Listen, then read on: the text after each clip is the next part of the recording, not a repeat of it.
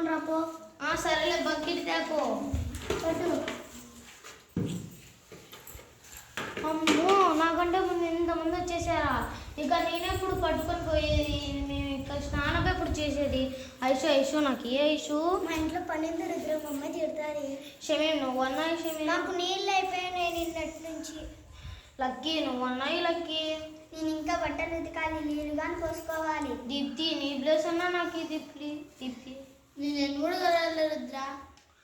అందరూ లేదు సల్మాన్, నువ్వు అన్నాయి సల్మాన్ నాకు ప్లేస్. మేము ఇల్లు కడగాలి రుద్ర, మాకు చాలా వాటర్ అవుతుంది. ఓకే ఐషు నీది నిండింది కదా తీసేయి.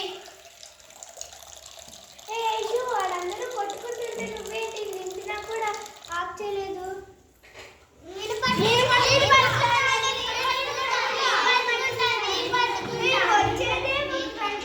మీరందరూ కొట్లాడితే ఎలా వచ్చేది?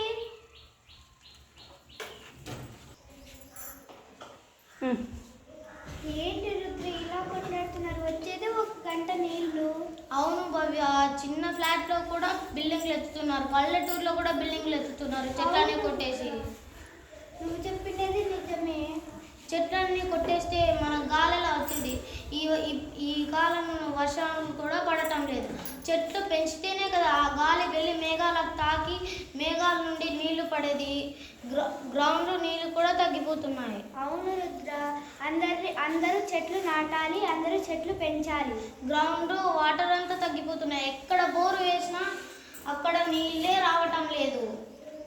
అవును రుద్ర, పెద్ద అవును, నాకు ఒక ఐడియా వచ్చింది. 5th క్లాస్ లేదా మన స్కూల్ అందరూ కొన్ని విత్తనాలు తెచ్చి ఆ విత్తనాన్ని గ్రౌండ్లో వేస్తే నీళ్ళు వస్తాయి, మొక్కలు పెరుగుతాయి కదా. మన అమ్మలు మనల్ని ఎలా చూసుకుంటారో అలా చూసుకుందాం దాన్ని కూడా. అవునండి, చిన్న చిన్న చెట్లు కూడా పెంచుతాం. అవును, నువ్వు చెప్పినది కూడా రైటే భవ్య. నువ్వు చెప్పినది కూడా కరెక్టే అన్న. చెట్లు నాటితే పెద్దగా అవుతాయి, వర్షం కూడా వస్తుందన్న. థ్యాంక్స్ మనలేక క్లూ ఇచ్చినందుకు. వెల్కమ్ అన్న. Save water, save life. Save water, save life. Save water, save earth. Save water, save earth. Preserve water, preserve life. Preserve water, preserve life. Save water, save